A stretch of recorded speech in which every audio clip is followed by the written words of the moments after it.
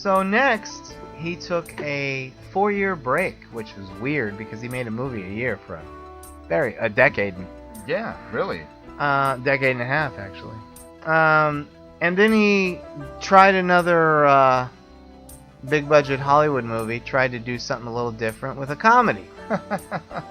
And here's my thought on it, and then we'll reveal the name of it. And when we reveal the name, everybody will be like, huh? Which one? I've never heard of that. Yeah, didn't get any whatsoever. It's for Warner Brothers. Well, I'll just go ahead and say it. Memoirs of an Invisible Man. It's a comedy about Invisible Man, starring Chevy Chase and Sam Neill. Yeah. It's not a great movie. It's almost too big at times. But I think it's a very funny movie. And Chevy Chase does not get a lot of credit. There's a romance, and forgive me, I can't remember who the woman is in the movie. Is it Laurie Singer? It's funny, because it's, again, not in the horror vein, so I haven't watched as many times. But he's very romantic. Like, I'm sorry, I love her. Daryl Hannah, for God's sake. That's right. But he's a very good he's a very, if you gotta go that way, you know what I'm saying? He's a very romantic lead, very Cary Grant-ish in that movie. It's a weird movie for Carpenter. I give it 3 stars. A lot of it works, or some of it works, much of it doesn't. And it's, again, he didn't write this one, so it's a little too big and studio-y. Sam Neill's very good as the bad guy. He's coming up in a couple movies. Sam Neill, who I love. Me too. But yeah, it's a good movie, and it's his biggest flop. It was just giant. I, by that time, of course, was a giant Carpenter fan. 92 is when it came out. Right. And I said, oh, I'm going to go next weekend. And it fucking was gone. It died so fucking hard. I should have gone opening weekend. I don't know why I didn't support my Johnny, but I didn't. Maybe I was working or busy, but I said next weekend. But who expects something to be out that fast? Yeah, and it bombed so bad that it was just gone from everywhere. It wasn't even down to one showtime like they do now. It was gone, and I don't know why. It didn't have the audience to pull from. Chevy Chase was still just right at the edge. He was still popular enough to sell it. John Carpenter was... He was a little removed from the Fletches and the Caddyshack. Yeah, you're right. Really, because he was moving into the 90s. People talk about him like, he was this godfather of comedy. That's really what he had. Now, the person he feuds with every day, or hated to death, who has proven over time to be the far superior actor, Bill Murray. Yeah. Whom I still love and still very much look forward to his new film coming out. Rock the Casbah. Rock the Casbah. I look forward to I'm even going to watch that, I assume, stupid new Aloha, the Cameron Crowe movie that nobody went to see, because Bill Murray's in it. I'll watch it. If he wasn't in it, I probably wouldn't watch it. Bill Murray. Bill Murray rocks. Bill Murray. He should do a John Carpenter movie. But no, Memoirs of an Invisible Man. The Gusta Cinderella story. Yeah.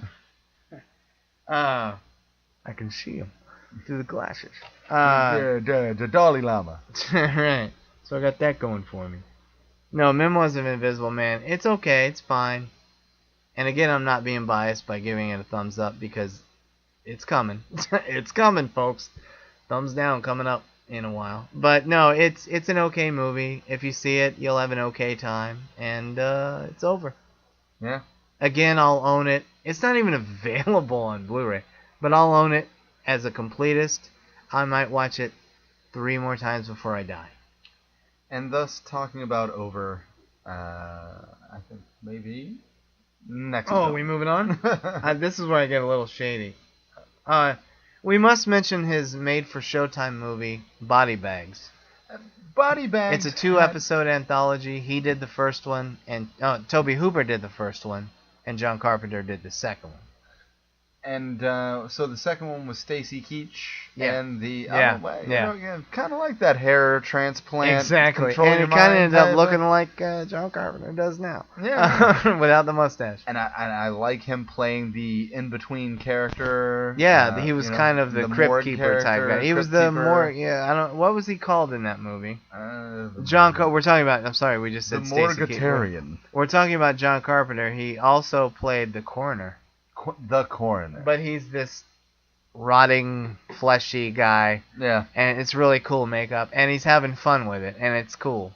And he introduces these two horror stories. It's a little mini horror anthology. And the first one is by Tobe Hooper and does a fair job of this gas station terror story. And the second one is more of a, hey, kind of funny, kind of quirky, and it's got Stacy Keach. Yeah, hey, I love Stacy Keach. I always have. Oh, come on. Up in Smoke, baby. The Long Riders for me. The Walter Hill Western. Yeah, almost anything Stacy Keach is in. Up to about the late 90s. Then he started doing all his shit. Even after that, American History X. You're right, yeah. Nebraska. Came back up in that. You're right. Yeah, you're right. Every once in a while, when you write him off, he'll come back and surprise you. Exactly. He can play a character really well. And just to let you know, folks, because of our love of John Carpenter and his vast, it is a two-parter, but this might be our longest episode ever, and I mean that in a good way. But strap in, bitches. We got a few more. All right, let's try to nail these out because unfortunately, next one is one that needs to be talked about. We can. Yes, dismiss body bags that fast. But not thumbs up body bags, by the way. Thumbs up body bags. Thumbs up body bags. The next one, and then I'll let you say the title after I say this. The next one is, in my opinion, and yours, I'm sure, John Carpenter's last masterpiece. Masterpiece. That term is thrown around loosely. I mean it here. You're talking about his tribute to Stephen King, one of his favorite writers. Tribute to his other favorite writer who predates Stephen King. H.P., baby. H.P. Lovecraft. And just, what an awesome story. And not only is it that, but it is the third film in that Apocalypse trilogy that we've been talking about. Final film in the Apocalypse trilogy, yeah. And it's just fantastic. And it's called In the Mouth of Madness. It was so great that Rob Zombie titled it one of his songs. So great. Again, starring Sam Neill, who comes in and just does a fantastic job. One of my favorite Sam Neill performances, because he has fun with it, especially towards the end there. And I like how you clap with it, because, it's just, this is reality. Reality. Anyway, you can't see it. I'm doing Sam Neill at the end. And just such a mind fuck. It is. Such a great, great story from start to finish. And so basically, for those of you who haven't seen it, let's just roll into the film. Do it. Let's roll the film. How about that? Can we do that? Yeah. Let's just watch it now. And so basically, Sam Neill is an insurance agent. And a very large production company is missing their Stephen King. Named Sutter Kane. Sutter Kane, Stephen King, S.K. Right. Exactly. Yeah, so he has disappeared. Played by the great Jürgen Prochnow, the great German actor. Yeah, Jürgen Prochnow. Who has been in, little movies here and there that you might have seen. He's Das Boot, of course, I'm sure you're... Oh. And he's done a lot of shit, frankly, since he's come to America. But anyway, go on. Well, one of my favorites, starring Scott Glenn, with an amazing soundtrack by... oh, shit, The Keep. Yeah, The Keep. Michael Mann's second film. Michael Mann. The Great Tangerine Dream. It's right upstairs in my soundtracks, buddy. Oh, I love it. Great. Yeah. So great. Anywho. But Jürgen Prochnow, yeah, whatever. Or Jürgen Prochnow. Jürgen Prochnow. 9! So, just a fantastic film. The way it ties into Stephen King with the writer of all these gothic horror type things, and the way it ties into H.P. Lovecraft with these truly demonic, otherworldly tentacle beasts. I'm right. Just such a good honoring of both. Mm-hmm. And so he is chasing after this missing writer. And the writer's most recent books, or all his previous books to date, have been driving people insane. And it really plays on the fact that what is sanity? Right. And what is reality? And what is reality? If the majority of consciousness out there believes one way, is that not the way of the world? And this guy's writings are turning people to believe in these demons and monsters and very deep, dark, slimy things in the night. And creepy bicyclists on the highway. Remember that? And little girls with sharp teeth. Yes, fantastic, yeah. Who aren't overplayed. They're just there. Yeah. And not to interrupt you, but Carpenter, all the things he said, Carpenter doesn't overdo. He peppers the film with all of these creatures. And just doesn't, it's never in your face. Well, there's a couple of moments, but it's never like, all right, we've been watching this monster for 5 minutes, Right. It's never that. He just kind of subtly slaps it through the movie. And, locations and the build. And let's not forget, I don't know who his assistant actress's name was. Was it Julie Carmen? I believe the Spanish actress. actress? I believe it was Julie Carmen. Yeah. Either way, I would. It doesn't matter. I don't care. Her name could have been George Wendt. I don't care what the hell. But does a fantastic job of first being annoying and, and doesn't buy into the shit at all. And then being part of it. Yeah. And immediately... Julie Carmen. He's on his own in this Stephen King, H.P. Lovecraft world. Yeah. And the story carries on from there. And Sam Neill slowly begins to lose his grip on reality. Or does he? Or is he just finally opening his eyes to the real world? And it really has that duality. It really makes you question what defines sanity.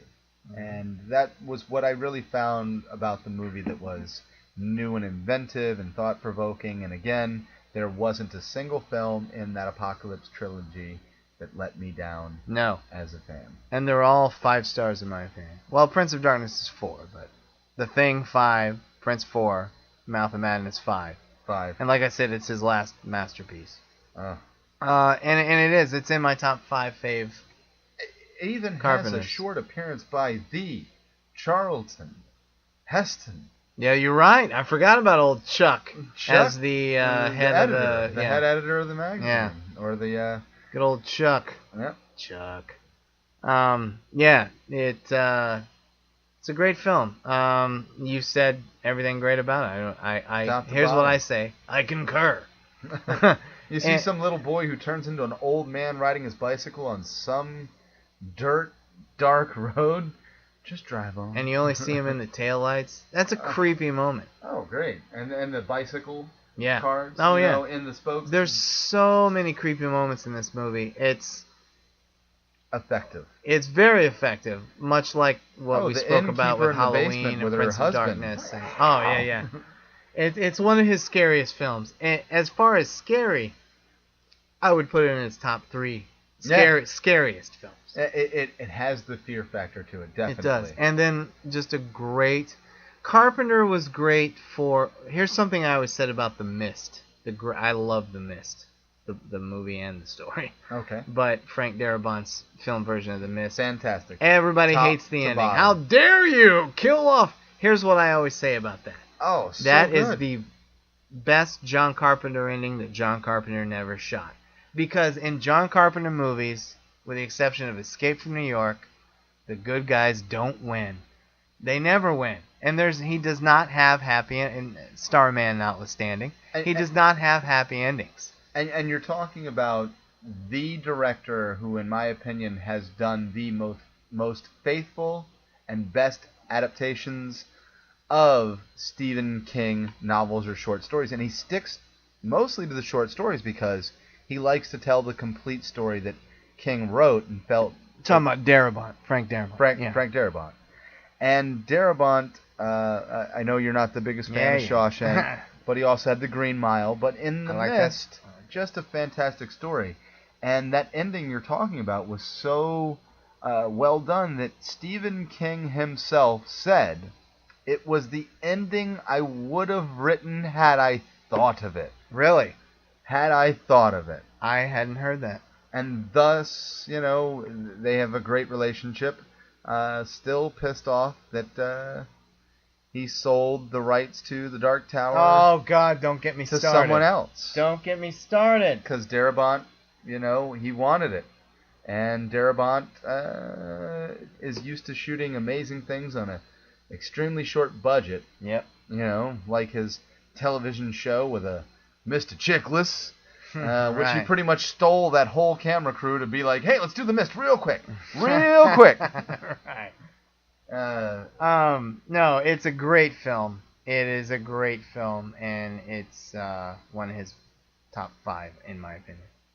And as far as scary factor, like I said, top 3, maybe top 2. And I think we are reverting now back and to now In the Mouth of Madness. Yeah, In the Mouth of Madness, sorry. And now we're going to have to kind of move along. We don't want to lose people, but the same year he did a remake of a great old horror, a great old British horror film. Oh, The Village. And Village of the Damned. Village of the Damned. The kids with the white hair and the glowing eyes. And here's the thing. He purposely did it campy, and boy, did he pull it off. It's not a bad movie. I own it. I own it. Again, I'll own all Carpenter. But I own it. I genuinely like it. I've only watched it about 4 times in my life. It came out in 95. It's kind of messy. Kirstie Alley's kind of miscast. Mark Hamill is batshit crazy as a crazy priest who wants to sniper shoot all the kids. Luke Skywalker, no! And Christopher Reeve in one of his final screen parts. That's true. He was pretty good in it. And Reeve did a great job. By the way, I heard a absolutely terrible joke. Oh no, not here. Oh God, what is the opposite of Christopher Walken? Christopher Reeve. I've heard that a long time ago. Yeah. Yes. That's sad. And you know what? Comedy is tragedy plus time, but that one didn't make me laugh. It's creative. You can't deny it. You go to hell for only because it makes you laugh in that darkest place. Like any Helen Keller joke or any joke of that vein. You laugh, but you're already going, oh, God. I don't feel right about this. Yeah. It makes me feel bad, and that's unfortunately what makes you laugh about it. Here's the thing, folks. We have a few movies left to talk about him. We should turn this into a 3-parter, but it wouldn't be fair to make part 3 these last movies. So let's just hammer these out. Well, we won't hammer, but the Village of the Damned. It was a fantastic film. Originally. Really? Oh, okay. Originally. No offense, Carpenter, but really? No. Yeah. Originally. And it's cheesy goodness, if I may quote Tiffany Sisman and Emily Barrios talking about other films. It's cheesy goodness. But it didn't offer you enough new to make it worth doing. No. When the original was so good. Exactly. And it's almost Carpenter. like Rob Zombie's version Hey. of Oh, Halloween. okay. I see what you're saying. Okay, that's fine. You can talk about that. Yeah. It's an okay movie. It's fun. Like you said, pop a little popcorn, turn your mind off, watch. It's 90 minutes. It's Carpenter-esque enough to enjoy the nuances, but it's pretty silly, and he can do better. But it's an okay. I still go thumbs up. I go a shaky 3 stars, but it's still thumbs up. Yeah. I don't think he really is capable of making a... Well... Hold on. Hold that thought, my friend. Hold that thought. Again, I say, Carpenter, if you ever listen to this, I love you, sir. Always hard. My apologies, but hold that thought. Next movie, and this is not what I was making you hold your thought about, and this is one that has grown on me over the years. Snake's back. It was... I was kind of crushed when I first saw it. You know what this is for me? It's my Phantom Menace. I can see that. When I first saw it, my heart broke. And you're like, how could you just piss on this thing that I love so much? And then over the years, I'm like, all right, they purposely went this way. I'm rolling with it. Again, 3 stars. Same with Phantom Menace. I said the same. All right, after about 9 viewings, all right, I'm there. You got your Darth Maul scene. You got your pod race. Well, There's enough in it. That's what they get for taking it to the West Coast. Exactly, yeah. Fuck LA. Fuck the West Coast. Even though some of Carpenter's best movies were set and filmed on coastal towns. The Fog. Right. In the Mouth of Madness. Halloween was filmed in California. And agreed, and he lived out there, and he's like, let's do what's convenient to me. Exactly. He's not one for straying from his house. He's admitted that. Yeah. You know what he says? I hate writing scripts. I just want to bust them out and get to the filming, which is what I love. And I love you, John, but it shows sometimes. He's like, I'm gonna rush through Village of the Damned. And Escape from LA, which he co-wrote with Kurt Russell. And you'd think the two of them would come up with a little something better than they did. It's basically Escape from New York all over again. Almost shot for shot. Certain scenes. And there's one of the big set pieces is a basketball hoop. Oh, Jesus. I'm like, what? It tries to throw itself back to the time and era of the first film. Yeah. And suffers, unfortunately, because of it. A lot of times you can do a period piece and catch people, but since it was supposed to be the future, it was done in the 80s in the first place, when you do the future and then it's set in the 80s again in the second place, and it's not the 80s anymore, it just doesn't pull off. Right. And I love Snake Plissken. He's too cool. One of the all-time great, cool, in top 5 coolest movie characters. Not so cool when he's surfing. That scene didn't work, even though I love Peter Fonda, and that was kind of cool with Peter Fonda. No, that surfing shit had to go. Yeah. And I hated the whole Steve Buscemi shit. He's this annoying little character. And this is an actor I love. I love Buscemi, yeah. Don't get me wrong. Buscemi is of my favorite. He's one of the greatest character actors ever. And let me tell you something. One thing, a great show, Boardwalk Empire.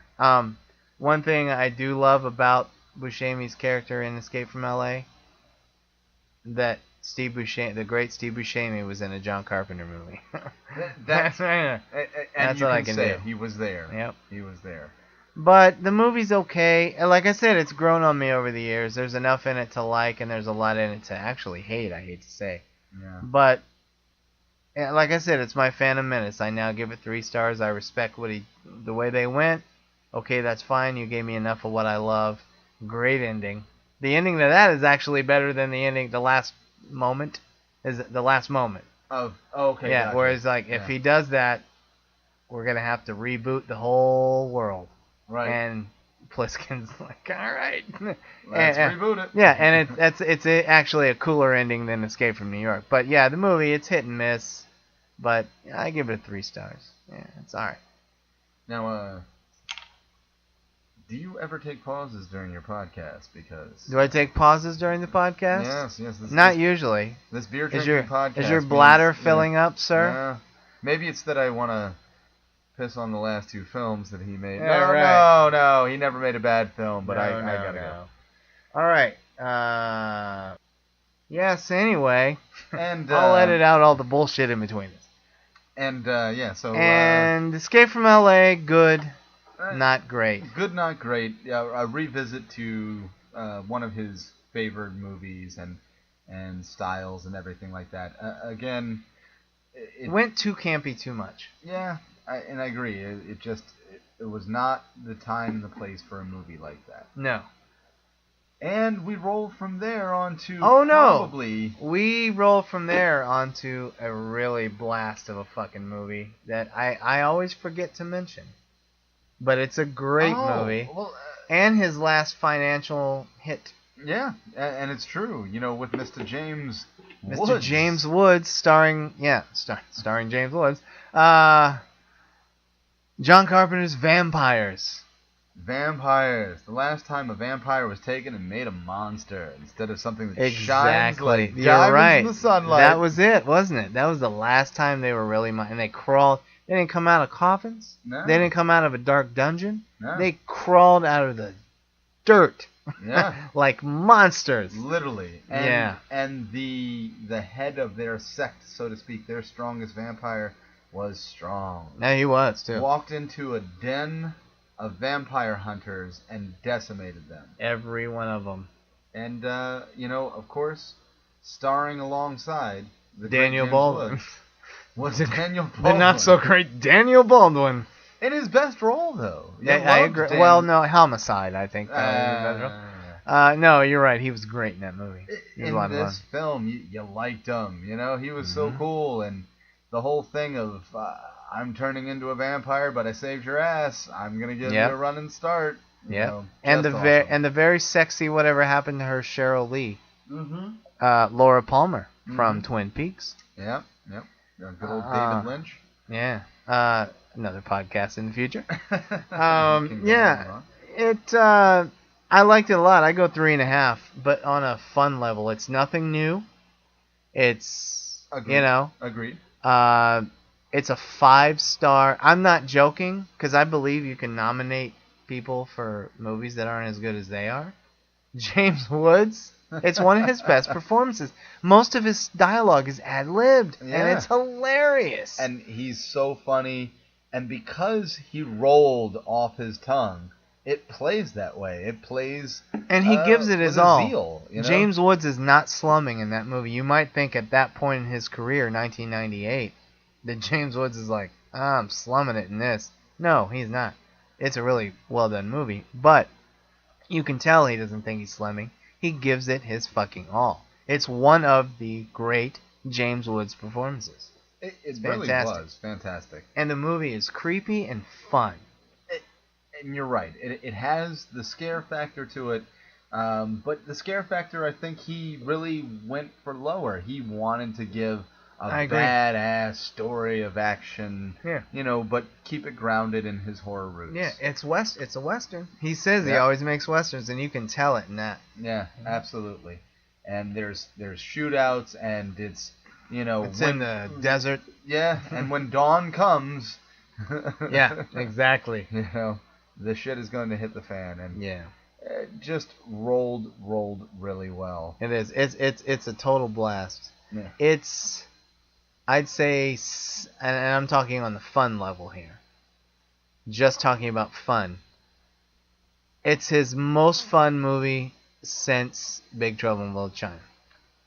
I can agree to that in some ways. As far as a roller coaster ride, it's and it had it all, It did, and unfortunately, being at the end of cast time, I wish we could give it more of a day in court, but it's good to go see it. It's good to go see it and enjoy it. No, it's a great film. I said In the Mouth of Madness is his last masterpiece. Vampires is his last, dare I say, sadly, thumbs up movie for me. Yeah. And there's only 2 more after this. Well, I mean, one is Thumb Sideways. But you're forgetting about his best movie that he's ever done, which is you got to talk about The Ghosts of Mars. The Ghosts of Mars. And moving on to our next movie. And then moving right on from that one. Yeah. Here's a funny thing about Ghosts of Mars. I put Carpenter, like I said in part 1, up there. He's up there for different reasons, but he's up there with my Scorseses, my Kubricks, my Kurosawas, my Peckinpahs. He's up there. For his style of filmmaking, he's the master. Now, I try to remind myself that, and I watch Ghosts of Mars every few years. And it's funny that we're doing this podcast tonight because it's coming up in 2 weeks, and I've already preset it to record, and I haven't watched it in like 2 or 3 years. I preset it to record on the MGM HD channel. So I'm going to watch it again, and every time I watch it, when it starts out, I'm like, you know what? I think I'm getting into it. And then they get to Mars, and they meet everybody, and there's still no encounters with the... And then the Reavers show up. Yeah, well, hold on. And I'm like, alright, it's not a masterpiece, but I think I'm digging it every fucking time. I'm like, alright. And then they show up. And then I'm like, oh, what happened? But it's like he pays attention to the build-up, and then once they get there, he's like, do this, kill that, we're done. Yeah, let's just get through this. Yeah, Ice Cube have a few lines. It's really rushed at the end there. Like there's Jason Statham's in it before he became what he is today, and he has a death scene. Spoiler alert: everybody dies but one, two. He has a death scene that comes and goes so quick. You're like, did he just? Yep. Oh, I think he's dead. And did Steven Seagal just get pushed out of that airplane? Yeah, right. Wait a minute. Good riddance. No. But it's thumbs down to this, and I'm gonna be watching it in 2 weeks, and I'm gonna say the same thing. All right, here we go. It's not as bad as I thought, and shit. Yeah. I don't hate it. I give it 2.5 stars, but it's not good. And it's funny, normally when you have a podcast like this, you have difference of opinions on several of the movies, and we may have varied a little bit on Christine, but overall not too different in opinion. We both said, yeah. And here again, we've praised almost everything to this point. And brutal praise. And then here it comes, and I hate to say that, and this is how... And there's a danger, and we have one more movie to talk about, but there's a danger that he's not going to make any more movies because he's too fucking lazy. Yeah. Oh, God, don't go out like this, please, sir, whatever you do. I agree. No, it's a great idea, great title, another great Carpenter score that he did with the guitarist from Anthrax. That's Scott Ian? Scott Ian. Wow. Yeah. Didn't know that. So it's like Carpenter mixed with heavy guitar, and it works, and it's kick-ass. And I own that too. And there are parts to it that play. There's parts where the tension builds and you're da. But it just doesn't piece together. The sequences don't. And he wastes everybody. Like Pam Grier's in it. Yeah. Statham, like I said. Oh, and he just wastes them. Clea Duvall, I don't know if you know her by name, character actress. But he just wastes everybody. Natasha Henstridge, who he should waste, is the star. She's all right. But and Ice Cube, who's awful and miscast in that movie. Ice Cube is playing the Kurt Russell part. No, I like Ice Cube as an actor. He won't be on the royal stage anytime soon. But he's an okay actor. Starring in the new Wes Anderson movie. Right. Ice Cube. Yeah. Ice Cube, Bill Murray, and Owen Wilson in. Yeah. But no, I don't like it. Yeah. And here I go again, watching it in 2 weeks. Yeah, well, Because I'm a fucking sadist. No, it's not that bad. It's not that bad. But in my allegiance to... And I will be honest, I have about 3 more times of watching it before I'm done, and I throw in the towel. Maybe 2. Yeah. Maybe this time. I'll be like, I get it, I don't like it, I'll own it and never watch it because I'm the Carpenter completes. Yeah, and just have to have it as part of the collection. Yeah, exactly. And thus, there it belongs. But otherwise, this is one you can skip if you were to choose your list and you only had so many to make. Yeah. You don't have to put this one on. But if you're a completist like we are, you got to watch it. I agree. And if you have never watched a John Carpenter movie and you want to get into him and you don't know John Carpenter and all his nuances, don't fucking watch this movie. Don't start You'll here. never watch another one. No. You'll be like, this guy fucking sucks. Even Ice Cube trashes this movie and says it's the worst movie he's ever done, which is bullshit because I've seen some shit he's been in. Yeah, that's true. Friday, that's true. 2, 3, 4, 5, 6, 7, 8. Yeah. Right along, 1, 2.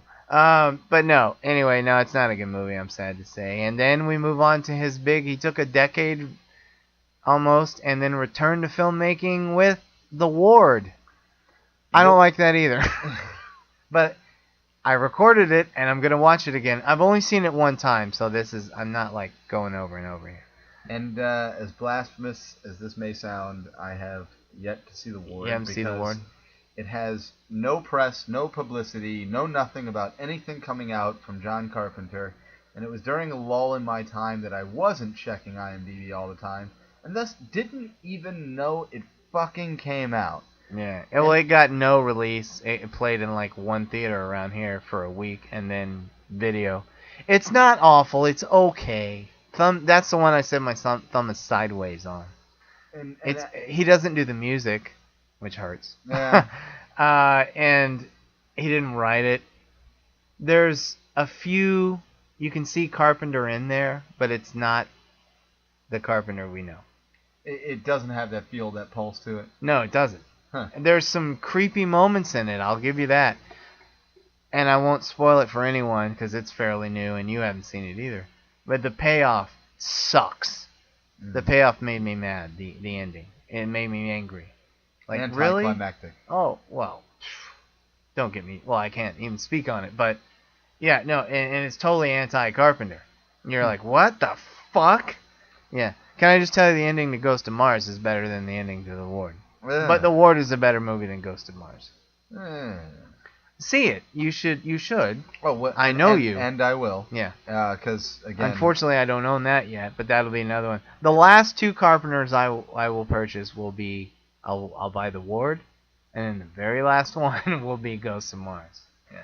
But at least we don't have to finish on those because... No, we got two little gems to bring up here. Yeah, right sandwiched between the two. Exactly. Were two Much episodes. like me wishing to be sandwiched between Adrian Barbeau's Bar Beauties. My apologies to all women and my wife who are listening to this. Bar Beauties. Yay. And Antonio Bay. Sandwiched right between them is 2 episodes, and thus we can't say movies, but episodes of the sadly missed and short-lived Masters of Horror. Showtime came up with a great idea, coming from not your favorite director. Not my favorite, but I will give him his Masters of Horror title because he loves horror and horror filmmakers so fucking much. Mick Garris, who fucked up The Shining. By trying to make it like the book. Holy shit. And it's just you don't tackle what was already done differently than the book. Well, look, but just very quickly, because we're going to lose people on this. This is the longest. We're almost at 2 hours on this podcast. Jesus Christ. But very quickly, The Shining, the Mick Garris remake, he made Stephen King's novel like it as written. But Mick Garris, it was a TV miniseries because it has to be because it's so long.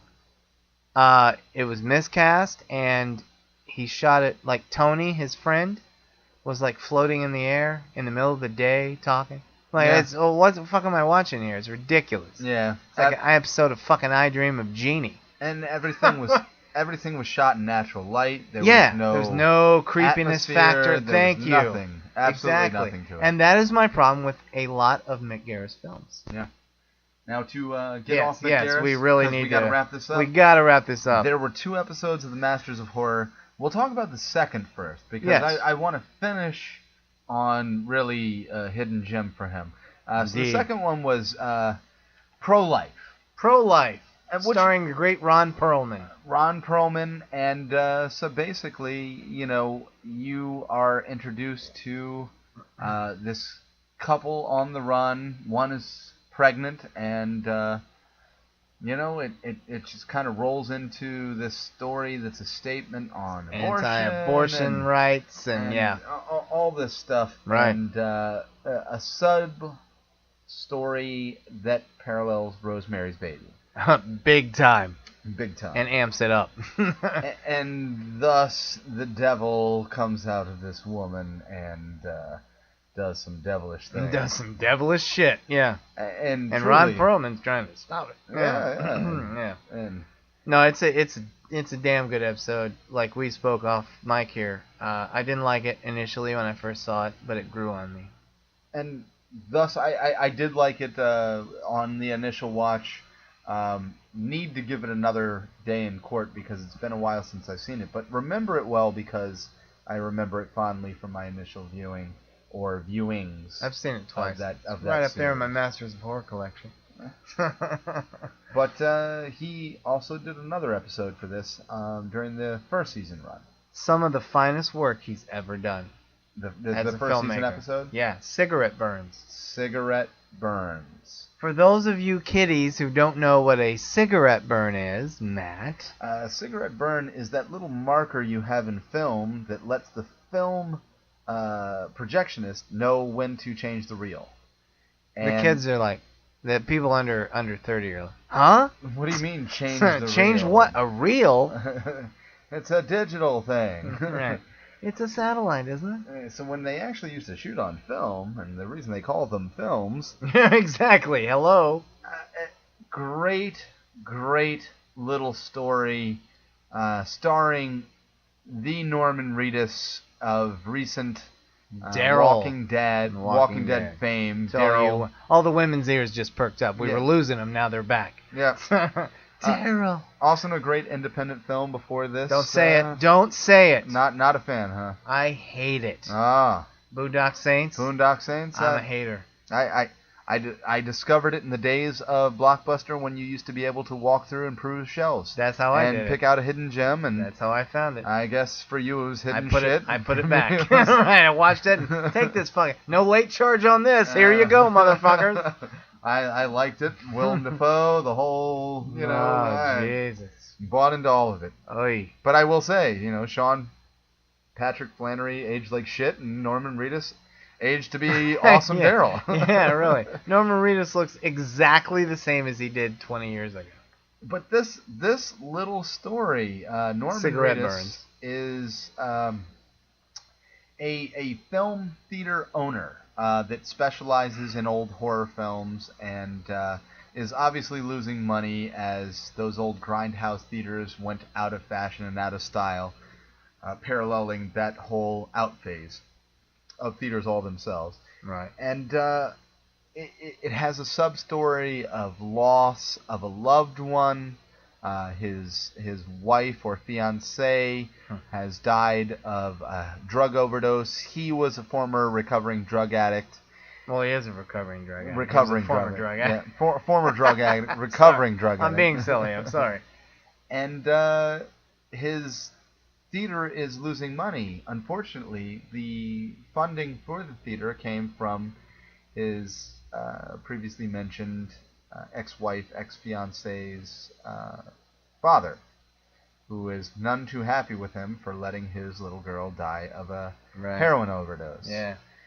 And his one way to save his theater is someone comes to him and says, find this infamous film that only played in the theater once and drove the whole theater mad and made them murder each other on the floors. How very in the mouth of madness. Oh.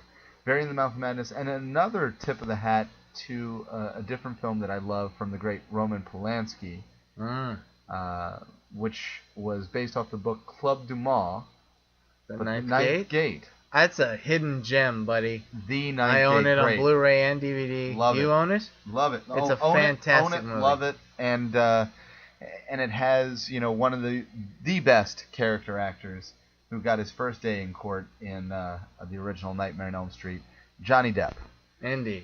And very much a similar story. Instead of focusing on books and evil and the way of demonic things coming through the way of books, it comes through this film that he is now hired to find. And upon his journey, he starts his slip into the mouth of madness. And yes, he does.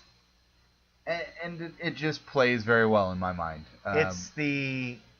For me, on the Masters of Horror, it ties with the John Landis episode, Dear Woman, for the the absolute best episode, which we watched together for my first time. Yeah. Yeah. And Dear Woman with the great Brian Benben. Yes. Of the old Dream On phase. The great Brian Benben. Oh, yeah, Dream On and whatever other movie he was in. Something with Sylvester Stallone. He got his own show, and it was called The Brian Benben Show. And it lasted like 4 episodes, because everybody's like, the what? Who? And was thus never seen. Yeah, right. Or heard from again. Ergo, no more Brian Benben. And so many people change their name for the movies. Fucking Ben. You want to get rid of that, please? It sounds like you're putting your little baby named Ben to bed. Go to sleep, little Ben. Right. Night, Ben. But Cigarette Burns. It's great. I give it 4 stars. I can't rave enough. It references other horror movies that came before it. It references one of his huge influences, Italian horror master Dario Argento, which is splattered visually all over Halloween. Oh, and directly references Profondo Rosso, which is to me a pedestal of the highest regard, and we can get into Dario Argento and his films in another cast, but it did what it did well, it did what it did right, it played homage where it should, and it just didn't really have a dull moment. No, not at all. And the creep factor was from the first frame to the end. To the end. And mind you, they're only hour episodes, but yeah. And it also stars a horror icon. Udo Kier. Udo Kier, who everybody's like, who the fuck is that? Look him up, and then they see his face, and they're like, oh, him, I like that guy. He's one of those. And funny enough, he is in one of those aforementioned Dario Argento films. Indeed he is. Dario Argento's masterpiece to this day. And referenced in that movie. Fantastic. It's worth the look. I'm so sorry we're running short on time. Longest podcast yet, folks, but it's worth it. I hope it kept you entertained, and look for more to come, because I think it's time for that spoiler alert. Hold on here. One last word, and they can deal with it. I'll edit out like 5 minutes. I don't care. This is our first 2-hour podcast, folks. You always tell me you have so much fun and you can listen to them all day. Well, guess what? I gave you a 2-hour one. One last thing on John Carpenter. We'll wrap it up. I just want to say that he is in my top 10 favorite filmmakers. And if we've learned nothing else by going over his career, that he is a true student of film, and it shows in every film he does, even the lesser ones. He changed the game so many times over. Yeah, so many times over. He's good at political commentary, much like Romero. They can throw political statements into their horror. He can tug your heart. He can. Little did we know. And he's just, and even in the 90s, he was still his use of Panavision and widescreen. He paints pictures with his camera. He uses the frame, which a lot of people don't do anymore, and he lets scenes play out without cut. Or dialogue. Yeah, exactly. His camera movement, his dolly shots they're right up there. The dolly stuff he does in a lot of his earlier work, I put it right up there with like Kubrick's dolly shots. And you look at the original Halloween and tell me you don't feel like you know that neighborhood. Yeah, exactly. The neighborhood. Yeah. Where the houses lie, where the bushes are, yeah. Where this damn shape is coming from. Why there's a palm tree in fucking Illinois. Yeah, right. I'm from Illinois. I told you, the crazy gardener. Yeah, I know. I'm from Illinois. I never saw one goddamn palm tree growing up. Old Steve the gardener. But, so anyway, no, he's a genius filmmaker, and any of you who don't know him, I highly recommend you start at Assault on Precinct 13 and just go. Yeah. You won't be disappointed. You'll hit a couple of small potholes, but that's later. And to those of you who already know him, reevaluate his work, because he is, in my opinion, the master of horror. So many films that are in my tops that I can just put on burn anytime. Yeah. I mean, let's just do a quick recap. I'm just going to skip to the best. Yes. You go skip from to Halloween, the best. Just start and go. Assault on Precinct, great, but Halloween, The Fog. Yeah. Escape from New York. The Thing. Christine. Jump to Big Trouble in Little China. Prince of Darkness. Jump to Mouth of Madness. This fucking guy. It's ridiculous. After hit. And when he fails, it's not a miserable fail. I don't like Ghost of Mars. Okay, the last half is miserable, but the first half's fine. And you can still watch it more than a lot of those B-movie movies. Oh, yeah. That you watch late night on Netflix or whatever your provider is, to just get yourself a cheap scare, laugh, or what have you.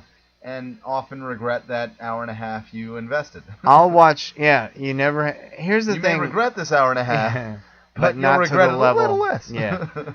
I'll watch Ghost of Mars every day for the rest of my life.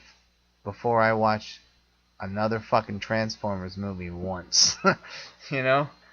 Fuck Michael Bay. Well, there is only one Transformers movie, and it had Orson Welles. Yeah, the cartoon. cartoon. It had Leonard Nimoy. I missed it, man. I was 15 by the time that hit. I missed it. I just missed the Transformers. I don't give a shit. Well, you know, I'm going to bring that film over for you to watch separately, unobjectively, and just as the film. You know what? I will. Because I've got the touch. Dun, I've got dun, the power. Yeah. And I only know Mark that Wahlberg. song from fucking Boogie Nights. Right, exactly. So anyway, yeah. So that's our John Carpenter podcast. We promised you an announcement, and here it come. Here it comes. Anthony? Yes. I'm glad we have 200 plus followers and hopefully more soon with widescreen. Everybody loves the podcast. They say we do a great job. Matt and I have known each other for years. We are both giant. We could teach classes on horror films. We are giant. We're not horror aficionados. We're horror. Know a little bit about it. Yeah, just tad. We're horror connoisseurs. And we, this month, starting for October, what a better place to start, we are going to start our own podcast. A horror, all the time podcast. Nothing but horrors. And horror. We don't know what we're going to call it. We will probably have it up within a week, perhaps, maybe 2. We will have it up before Halloween. Agreed. And thank you so much, Anthony, for having me on. Yeah, welcome to the podcast. Show tonight. It's fun, and next time you'll be on our show. Our show. Next time we will be on our show. Yes, exactly. Which I'm very excited about. And yes. Thank you all for listening. You know, give me a chance to rant and rave about my geekdom. Exactly. And Matt, if you have any last quick words on our upcoming podcast or anything else you'd like to say about John Carpenter? Just before we go, anything? If I'm going to close about John Carpenter... Yeah, there you go. Close up. The only thing I can say is, cool on film, cool off film, watch them. That's right. And here we go. John Carpenter as a man. You mentioned it earlier in part 1. Just a cool fucking dude. Just a cool dude, man. Drives a cool GTO. Dude. Drives a GTO. It probably drives 90 of them now. Smokes unfiltered cigarettes. And it kind of shows on his face. He's been smoking a long time. And he don't give a fuck. No, he doesn't. I want to give out 2 shout-outs now. My first one we did earlier, but I'm going to do it again. Emily Barrios. We are members of the group. I am as well, and you're talking about someone knowledgeable and a true fan, and I look forward to having more opportunities to get to know her. Yes, she's great. She knows her stuff, and she is... She has the Facebook horror group, Let's Watch Horror Movies. Everyone who likes horror and good genre talk, go to it. It's a lot of fun. There's a lot of knowledgeable people there. Tiffany Sisman's in it, and we all know it. And it's fun. It's a blast. Let's Watch Horror Movies, Facebook. I've enjoyed and commented on many posts in there, and will continue to do so. Indeed. And one last shout-out. I promised her. Allison McCobb. She used to... well, anyway, forget about all that. Allison McCobb, she is doing a documentary called A Place Among the Undead. Oh. And it is a documentary on vampires. It will be the definitive vampire documentary. This is the one from Buffy the Vampire Slayer. Drusilla from Buffy the Vampire Slayer. And one Juliet Landau, who played Drusilla from Buffy the Vampire Slayer. Very cool. Yes, and with Allison McCobb. They've already interviewed Tim Burton, Joss Whedon, Gary Oldman, Willem Dafoe, and Robert Patrick, and Anne Rice. Many more to come. It is called A Place Among the Undead. Go to www.aplaceamongtheundead.com. You know who they should really interview. You'll find all the info there and support it. You know who they should really interview? Who? Us? Bram Stoker, right? Yeah, that'd be cool. Yeah. And if they do, I want to be there because that would be awesome. He really is back from the dead! Damn it, he was right. It's not bullshit. What? They're not talking to Robert I don't even remember his name. Robert Pattinson. Robert Pattinson. That's the Kristen Stewart, is she Shine going to be bright in the like a documentary? diamond. Yeah. I love Rihanna. There's my confession. Okay, folks. So anyway, support Let's Watch Horror Movies. Support the vampire documentary. Matt, it's been awesome having you on Widescream for October. And Matt, thank you for having me. You're welcome. And Matt and I will start our podcast real soon, and we'll post about it and lead you all to there. Also, look out for more to come from both of us in the creative realm. That's right. Yes, there are things to come. We'll speak about it later on mic. All right. Yeah. A new show to come. That's right. If you're into horror, come and listen. All right. My name's Tony, and I am. I don't have it. My name's Tony. Good night, everybody. Hey, Tony. All right. See ya, folks. Later.